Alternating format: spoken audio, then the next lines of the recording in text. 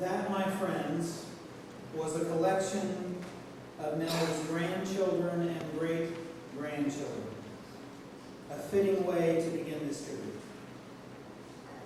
Good afternoon. On behalf of the family of Nellie Perry, I welcome you to a celebration of her life. My name is Chris Moore. I am the pastor of Fellowship Congregational United Church of Christ in Tulsa, a fair spell away. I have been to Hobart several times before. It is always my pleasure to be here. Today, I have the singular honor to officiate, to orchestrate, really, a celebration of the life of a remarkable woman, Nellie Perry. I don't need to tell you the details of Nellie's remarkable life. It's in your funeral program, and most of you know her better than I do anyway. That's where the orchestration comes in, because really, all of you will be telling her story today and in the days to come, for she impacted us all. Everyone in this room was taught in one way or another by Nellie. Some of us by choice. When you needed to be taught, she was there to do some teaching. When you needed a wound tended to, she was around to do some tending. And if you needed your behind kicked, well, she was available for kicking. I have known her for what I must say is only about 20 years, since the late 90s, after her grandson, Will Hancock, married my future sister-in-law, Karen. She was grand to Will and Karen, and she became grand to me and my wife. So I am gathered here for the same reason that we all are, to laugh and to cry ourselves into our days without the physical presence of Nellie. And that takes all of us, every single one. Gran accomplished more in one lifetime than most of us could ever dream of. She was a child, a sister, a wife, mother, teacher, writer, attorney, philosopher, grandmother, great-grandmother. She was optimistic. She was thoughtful. She was genuine. And she was diverse. A real Renaissance woman, if there ever was one. For example, she decided at about 45 years of age to learn to sail. Why?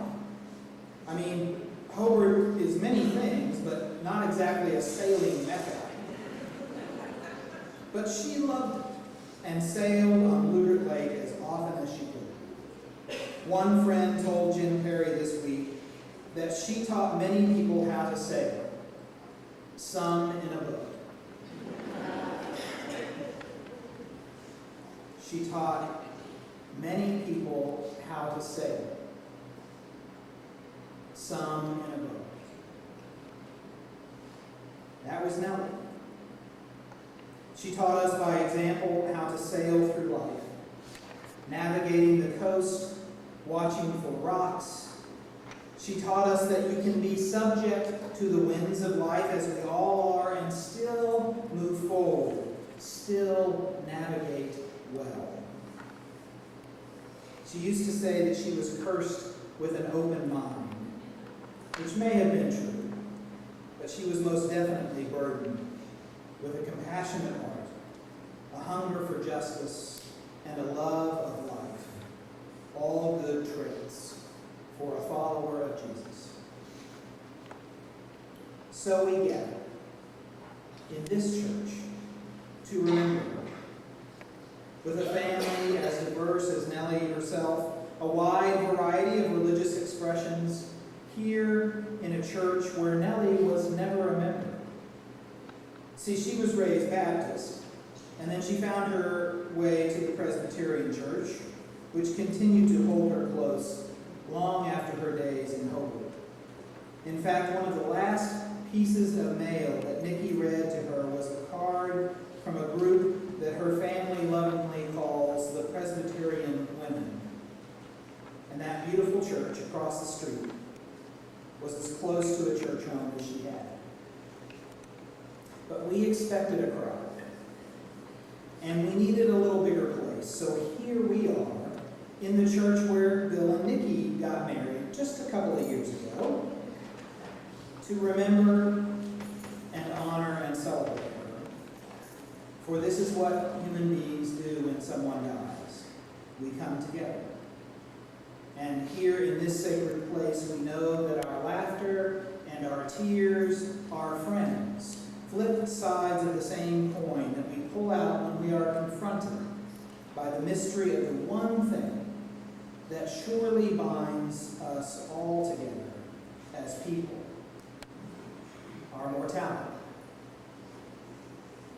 Here we are, to remember the life of Nellie Perry, to honor what she did with her life, to celebrate what she meant to our lives, and to remind ourselves of the preciousness of life itself, and love and hope. Let us pray. God of broken hearts, fill us with trust, that we might feel your presence near to us. For there is a hole in our hearts.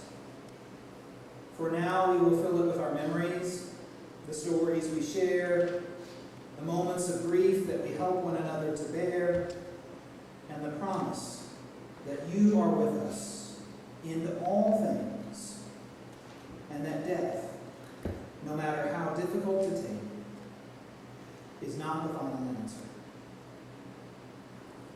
Amen. I'd like to ask Grant's daughter-in-law, Diana Perry, to come forward. She is